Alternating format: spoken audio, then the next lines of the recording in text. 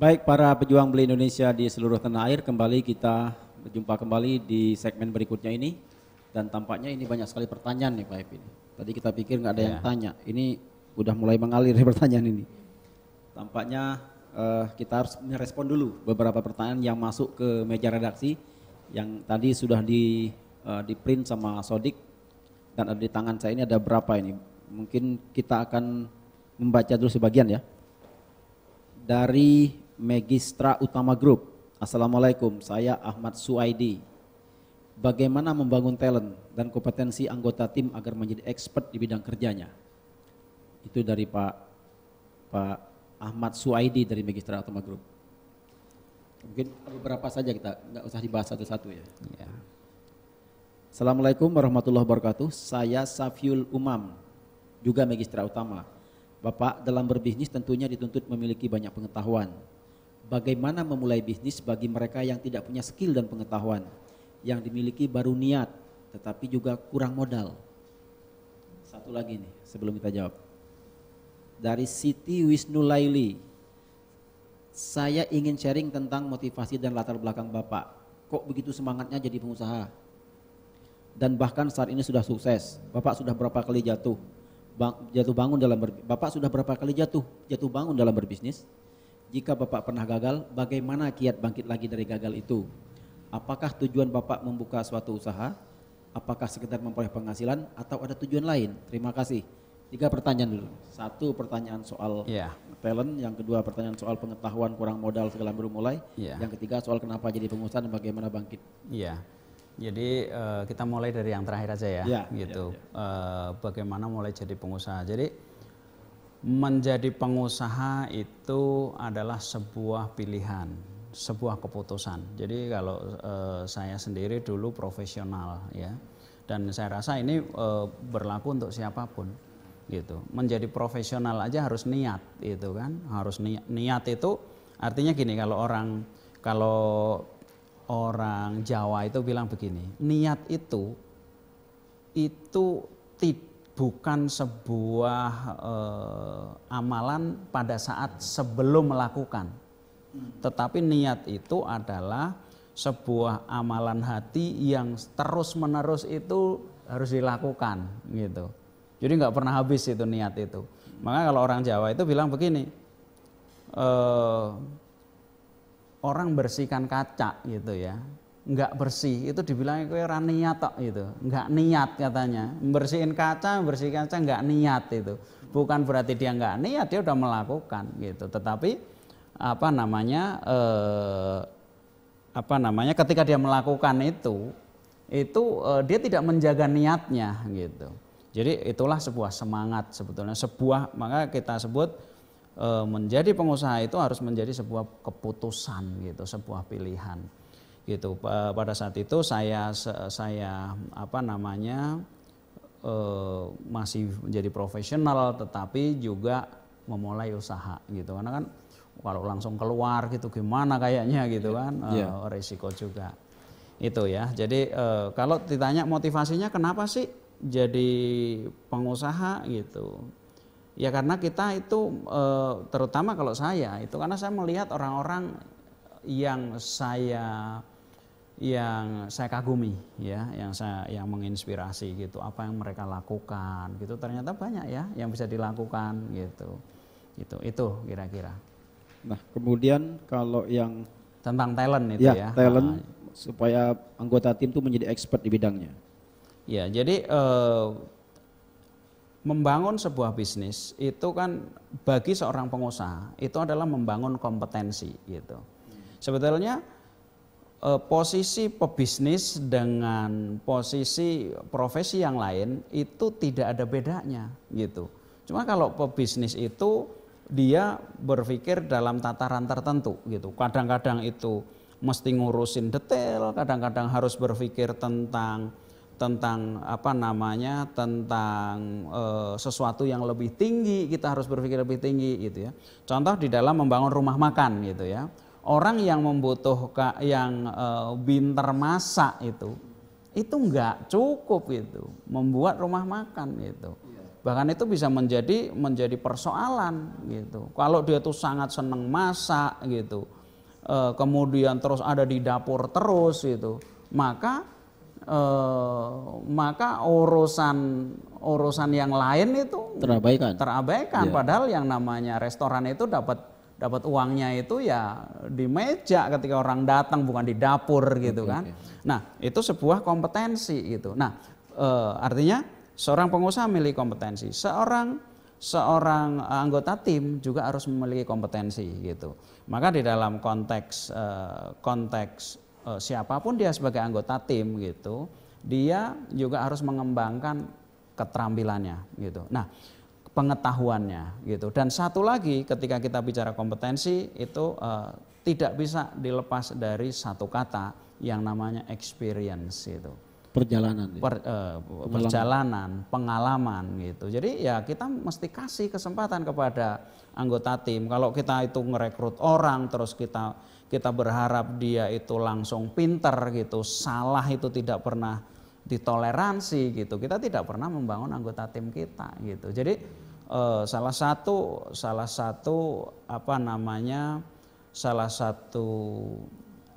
konsekuensi kita ketika kita itu memberikan kepercayaan kepada anggota tim adalah kita ambil resikonya ketika mereka melakukan kesalahan gitu. Ya, nah ini kita berikan pengetahuan, kita berikan melalui training, melalui kita briefing, melalui disekolahkan seperti antum itu kan, gitu. Antum ini kan talent gitu kan, gitu. Antum talent bang, kalau nggak talent nggak mungkin itu kan. Anwar Ibrahim mesti antum, itu SBY mesti antum. Nah, dia termasuk tim suksesnya SBY gitu. Ya, maka ketika SBY naikin BBM, Bang Aswandi ikut sedih dan harus bertanggung jawab kan gitu. Nah gitu, jadi harus kita kasih kesempatan belajar gitu, dibina seperti kita membina anak-anak kita gitu.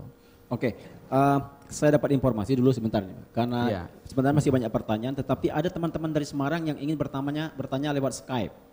Tadi saya sempat ketawa sebenarnya, bukan ketawa apa, lucu aja istilahnya, karena orang Jawa itu kalau nyebut sekolah, sekolahan, nyebut pokoknya ada an-annya. Tiba-tiba saya dengar Mas Karnadi yang di Semarang bilang, wah iki ngopok chattingan iki kan pasti Skype-an. Gitu. Jadi Inggris dijawakan. Baik, ya kan kita sekarang sedang leader foruman, Pak. Oke, kita akan menyapa teman-teman di Semarang yang mencoba menghubungi Depri Center Pusat ini dengan melalui jaringan Skype. Silakan Mas. Ya, ini kita lihat ada Pak Joko. Waduh, luar biasa ini. Mas Joko paling depan ini ya. Iya. Ada Pak Umar kepala ininya. Kelihatan semua. Iya, Pak. Silakan Pak Joko. Assalamualaikum Mas Joko.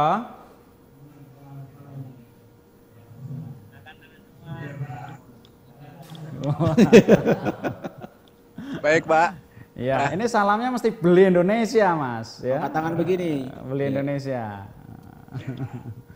Ya, gimana Mas Joko? Terima kasih ini. Ramai sekali ini di Semarang, Mas Joko. Bisa mendengar kata-kata saya, Mas? Alhamdulillah. Alhamdulillah, Pak. Iya. Delay, Pak. Nah, delay sedikit, Mas, ya. Ya kalau TV One itu delaynya itu 15 detik, Mas. Ya, kalau kita delaynya 5 detik, ya. Pakai speakernya Skype, Pak Joko. Pakai speaker gitu, Skype. Pak. Ya. Yeah. Mas Joko pakai speaker yang pakai itu dari komputernya, dari Skype, coba. Jangan berpedoman pada tayangan di Depri Centernya, pakai pedoman Skype. Pedoman Skype-nya itu lebih real time, agak sedikit mendekati, delaynya sedikit, Pak.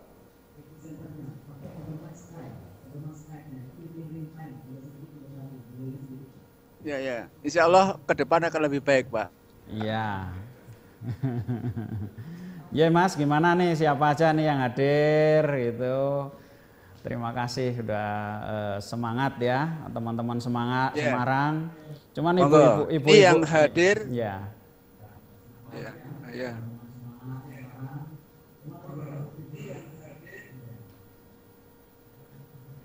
Sekitar 40 orang, 50 orang. Insya Allah nanti pada saat yang sama ada dari Undip, ada relay.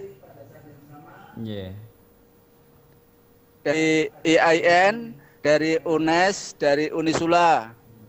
Insya Allah nanti menyusul Udinus, Pak. Alhamdulillah. Ya. Mas Joko, jadi inilah yang bisa kita bangun. Dan kita akan berusaha untuk TV-ku juga menyiarkan langsung. Alhamdulillah. Alhamdulillah Mas Joko. Jadi ini Leader Forum ini ya kita bangun untuk menggerakkan Mas Joko dan teman-teman ya semua untuk menggerakkan agar di daerah-daerah ini secara istiqomah bisa mengikuti ya program-program kita. Monggo silahkan. Assalamualaikum warahmatullahi wabarakatuh. Waalaikumsalam warahmatullahi wabarakatuh.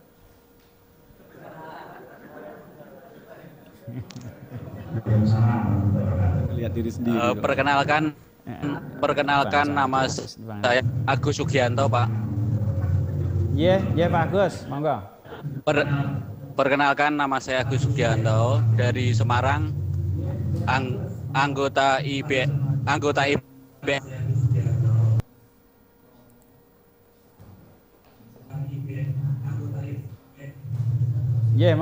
Pak Agus. Lanjut aja, saya dengar. Pertanyaan saya Pak begini, saya kondisinya masih profesional, kondisi sekarang masih profesional sebuah BUMN.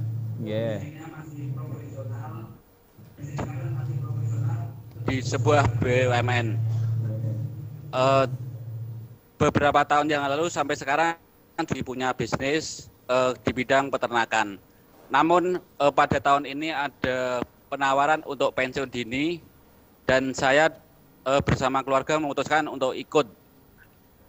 Pertanyaan saya bisa mewakili sejumlah nasional di seluruh Indonesia kali. Apakah keputusan saya itu tepat, Pak? Karena bekerja itu sejak SMA dan alhamdulillah saya sekarang sudah pendidikannya sudah S2, Pak. Jadi saya ambil kesempatan untuk tahun ini pensiun dini mumpung ada kesempatan. Apakah keputusan saya tepat? Terima kasih atas saran Bapak.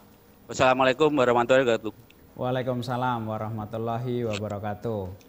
Ya, Pak Agus ya, terima kasih atas pertanyaannya.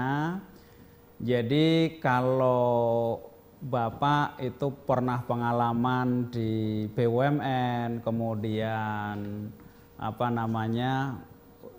udah S2 gitu. Ini tentu sebuah modal besar ya. Kenapa? Karena banyak pengusaha yang nggak pernah bekerja pun gitu, toh banyak yang berhasil gitu. Yang nggak sekolah pun banyak yang berhasil gitu ya.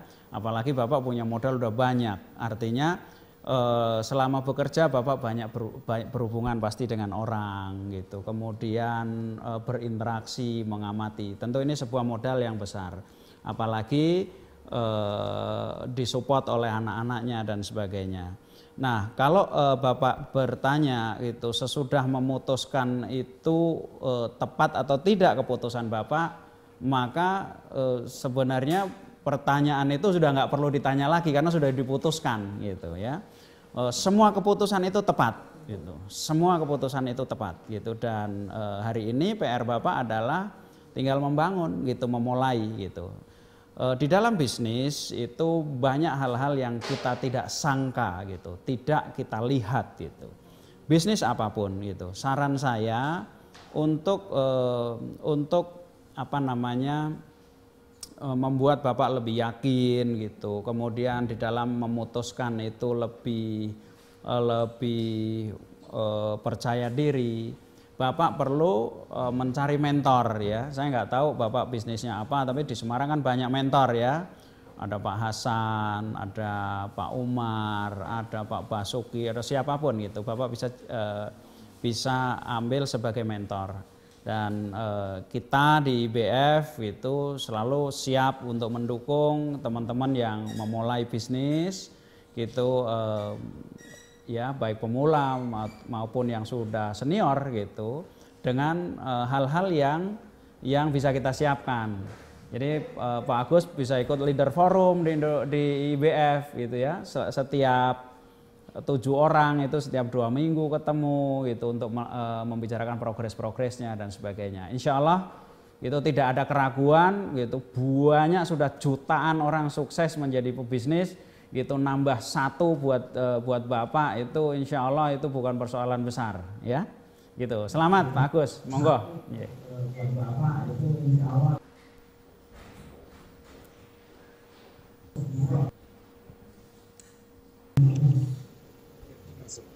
Assalamualaikum warahmatullahi wabarakatuh. Nama saya Subur, Pak.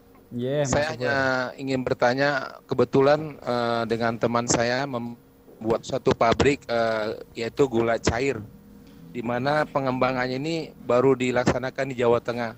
Mohon petunjuk Bapak bagaimana caranya supaya usaha yang baru ini bisa berjalan dengan baik dan lancar. Terima kasih. Assalamualaikum warahmatullahi wabarakatuh. Waalaikumsalam warahmatullahi wabarakatuh.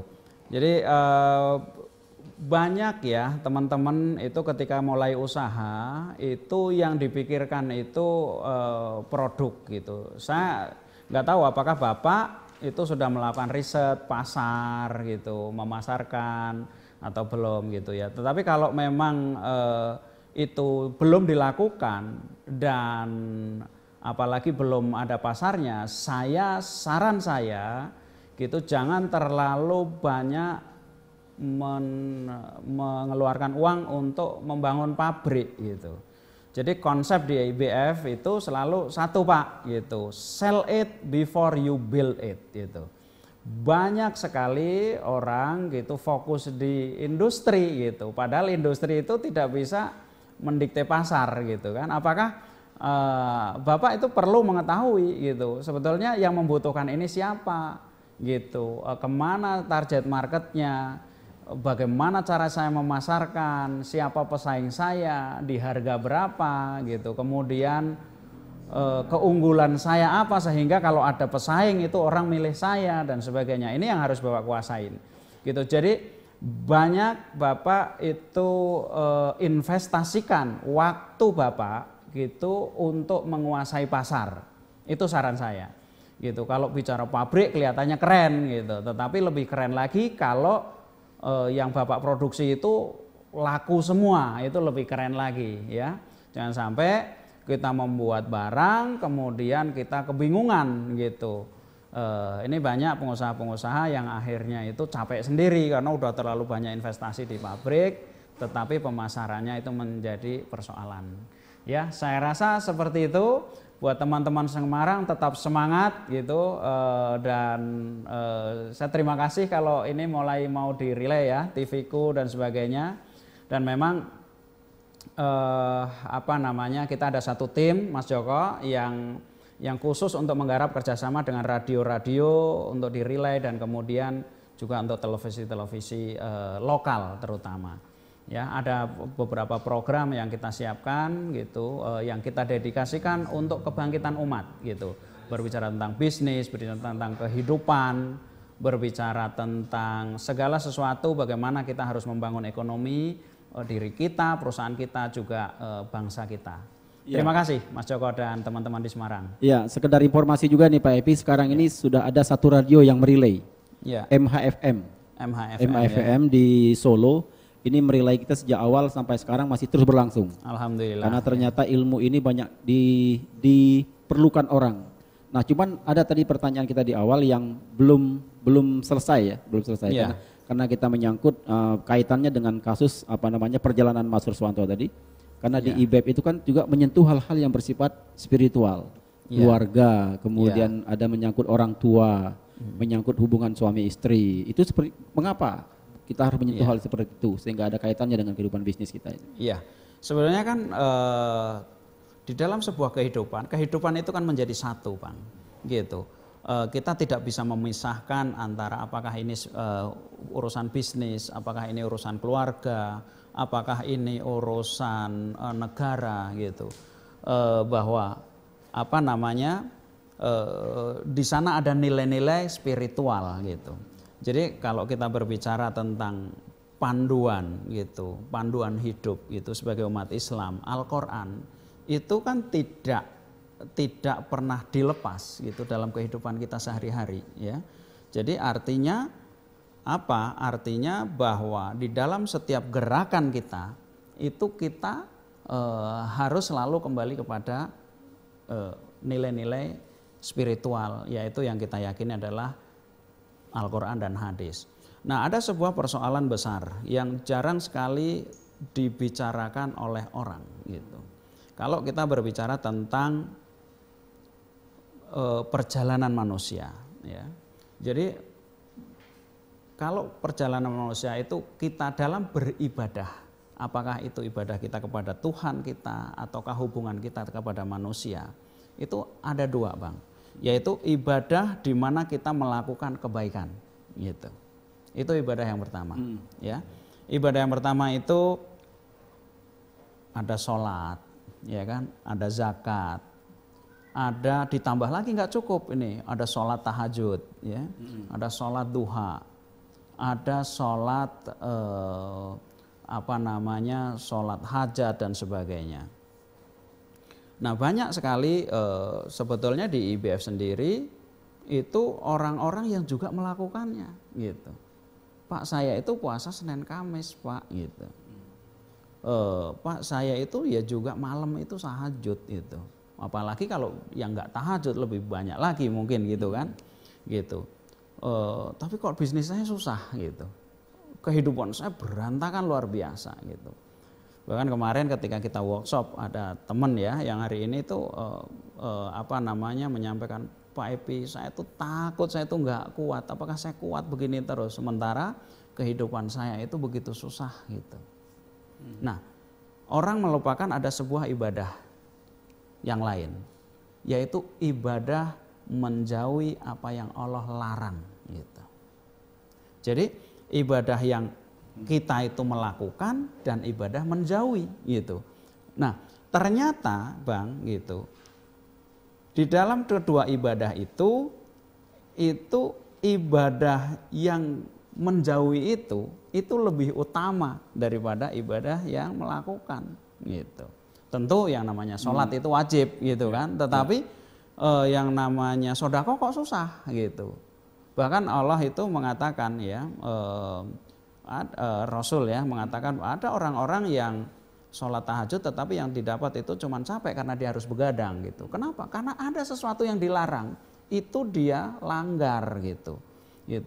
Nah, kenapa lebih utama gitu menghindarin? Karena orang yang menghindari yang dilarang Allah itu selamat gitu. Selamat dia gitu.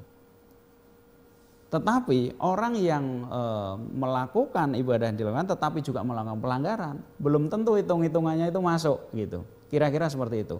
Seperti orang sakit gitu kan. Kalau Anda sakit gitu, sakitnya ini luka infeksi gitu kan. Dikasih obat nih Bang. Kasih obat tapi Anda makan udang banyak, kepiting makan semua makan gitu. Semakin obat itu nggak akan sembuh gitu. Dan semakin banyak obat gitu, kepiting nggak berhenti, udah nggak berhenti, mungkin yang akan kena itu adalah lambung gitu. Jadi udah luka infeksinya dapat gitu, lambung kena juga. Nah, ini sebuah pemahaman yang kita itu ingatkan kepada teman-teman kita. Makanya kamu berusaha ya gitu, kamu melakukan sedekah tapi kamu sama orang tua kamu durhaka gimana gitu. Kamu sama istri kamu saling nggak redho gimana. Kamu memakan uang riba bagaimana gitu loh. Iya kan, yang dimakan banyak, yang dimakan uang ribanya itu 1 triliun katakanlah, sedekahnya semiliar, ya nggak cocok lah hitung-hitungannya gitu ya. Nah, ini sebuah pemahaman yang kita dan apakah ini berpengaruh kepada kehidupan bisnis gitu? Sangat gitu, menjadi satu ya. Orang yang kacau bisnisnya nggak mungkin nggak kacau gitu, pasti kacau. Oke, ini ada satu pertanyaannya cukup harus dijawab juga nih kayaknya, tapi karena ini dari anak remaja yang kebingungan soal usaha ya. Jadi misalnya, Pak, orang kok usaha tuh selalu menyebut-nyebut modal, bagaimana dengan orang seperti saya yang belum punya apa-apa, apakah saya bisa berbisnis? Ya, makanya ke toko buku gitu kan, cari ada nggak sih orang yang bisnis nggak pakai modal gitu ya.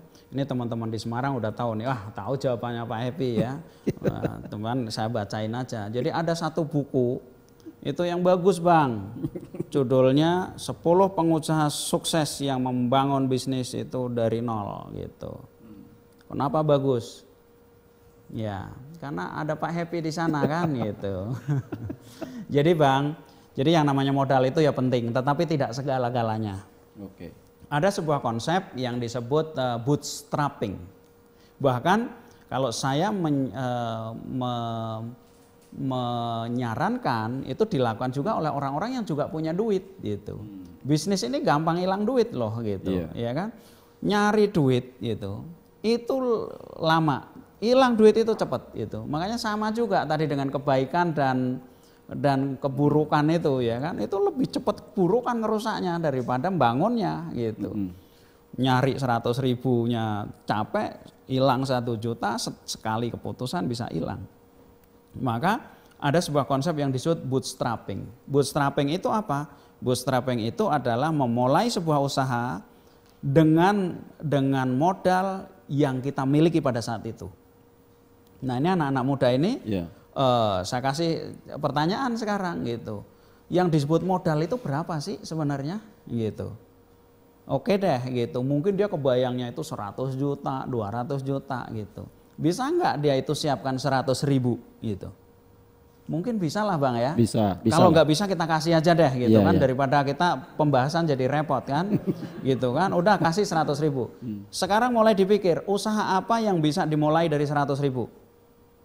Nah, insya Allah dia akan bisa menjawabnya Bang. Ya, gitu Bang. Oke, ya. Ini ada lagi dari nomor 8783110. Bagaimana mengelola hutang yang baik? Ini sepertinya kalau kita workshop biasanya 3 mengelola hari. Hutang yang baik gitu ya. Hutang yang baik itu adalah hutang yang bisa membayar dirinya sendiri. Utang untuk investasi. Ya kalau utang untuk konsumer kan nggak mungkin bisa membayar dirinya sendiri kan gitu. Ya tentu utang yang halal gitu. Bagaimana mengelolanya gitu? 1 gitu ya. Tetaplah miliki utang yang baik. Artinya jangan nambah-nambah atau jangan mencari-cari utang yang buruk gitu. Nah itu sarannya gitu. Kalau udah dia tahu istilah hutang baik, insya Allah bisa memeliharanya. Ya karena hutang baik itu kalau dipelihara dia akan lunas. Gitu. Ya.